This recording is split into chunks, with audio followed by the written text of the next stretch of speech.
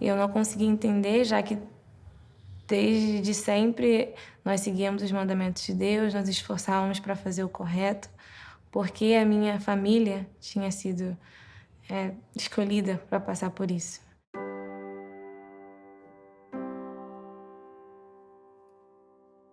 Quando eu era jovem, meus pais sempre me ensinaram a orar e a ler as escrituras, porque eram coisas básicas, como um dever de casa, mas que todos os dias eu poderia me aproximar do Pai Celestial.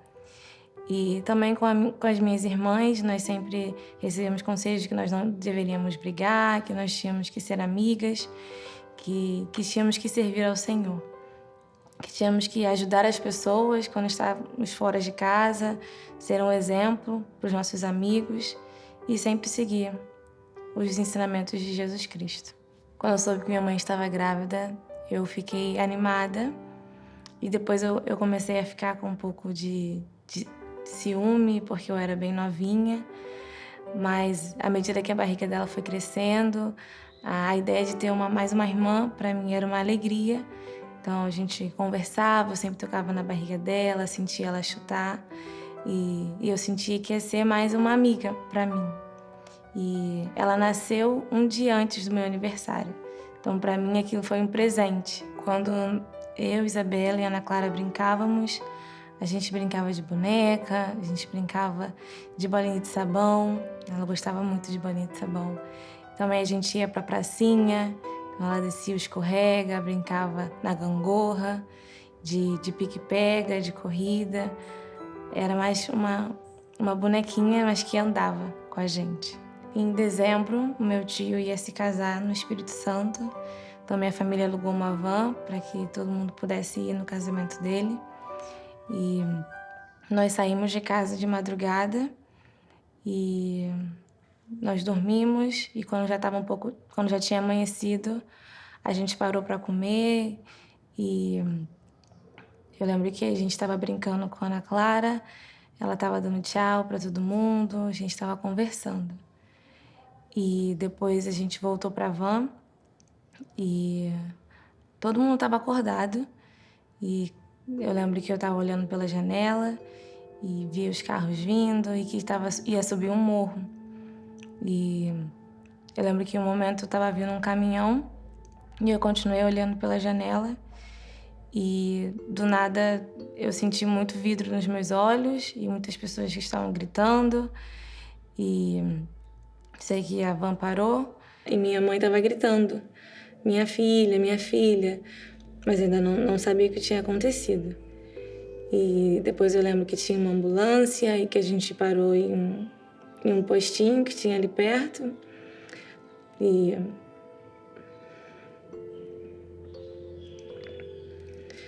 eu lembro que tinham pessoas deitadas, mas que a minha irmã não estava ali com a gente, né? E eu lembro que era um quarto um pouco grande, tinha uma mesa no final e ela estava ali em cima. E eu pensei em levantar, em olhar, mas eu não olhei.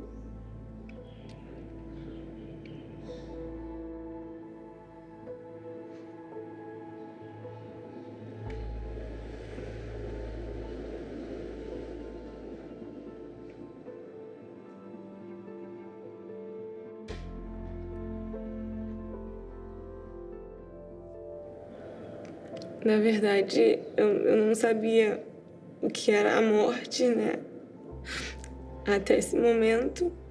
Então, depois do que eu soube que tinha acontecido, algumas pessoas ficaram internadas e eu fui uma delas. E eu não conseguia ver fotos dela, para mim era muito difícil. E minha mãe também ficou muito mal, então depois que eu pude ver minha mãe, eu lembro que foi um momento muito que eu não conseguia entender muito.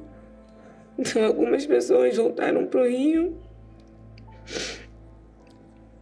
e enquanto outras ficaram internadas.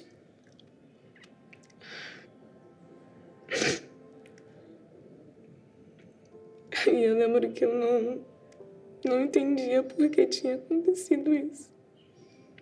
A última lembrança que eu tenho da minha irmã ela dando tchau no posto. Quando eu voltei para casa, eu sentia um vazio. Eu sentia que faltava alguma coisa em casa. Era um clima muito triste. Eu sonhava às vezes que ela estava viva, mas na maioria das vezes nós estávamos tentando lidar com essa situação, mas era um lugar triste.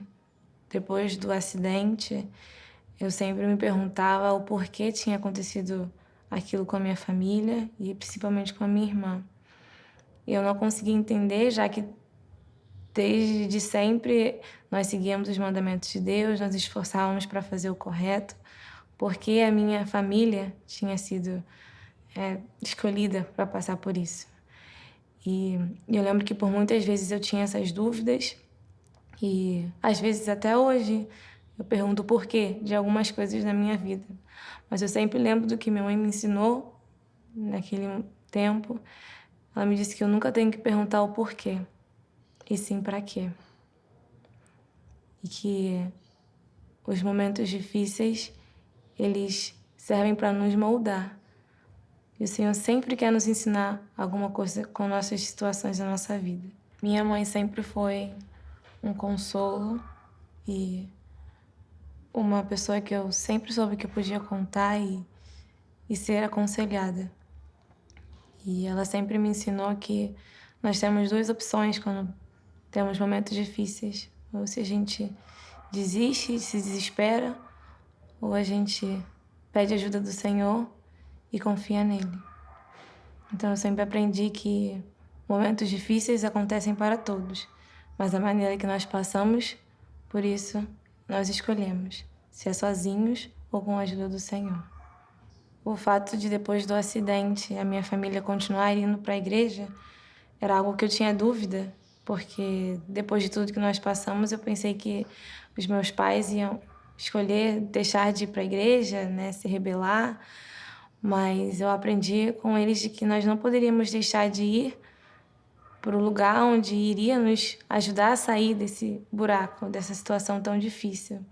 Então, ao continuarmos indo para a igreja, ao continuarmos aprendendo sobre os ensinamentos, nós tínhamos esperança de que essa dor ia durar por um tempo e de que eternamente nós íamos ser felizes como uma família eterna.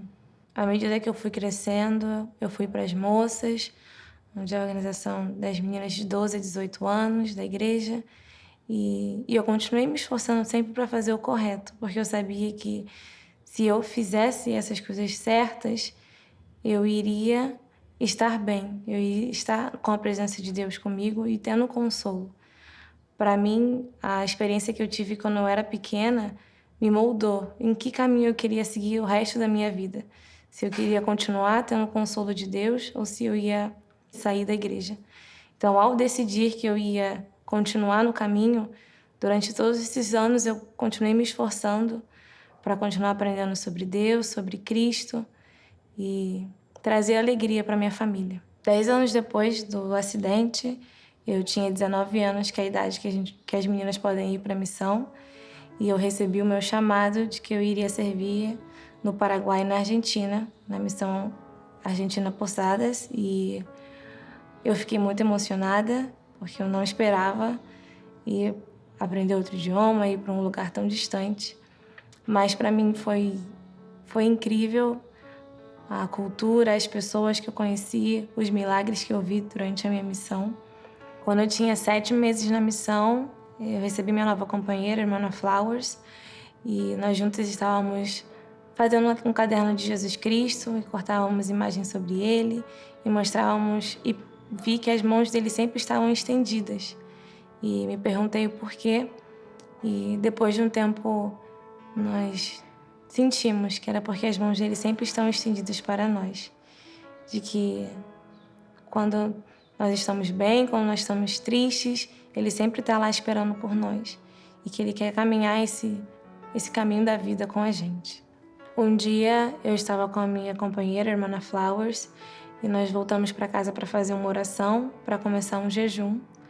E durante essa oração, no final da oração, ela pediu para que pudesse abençoar minha irmã, a Ana Clara, que estava servindo do outro lado do véu como uma missionária.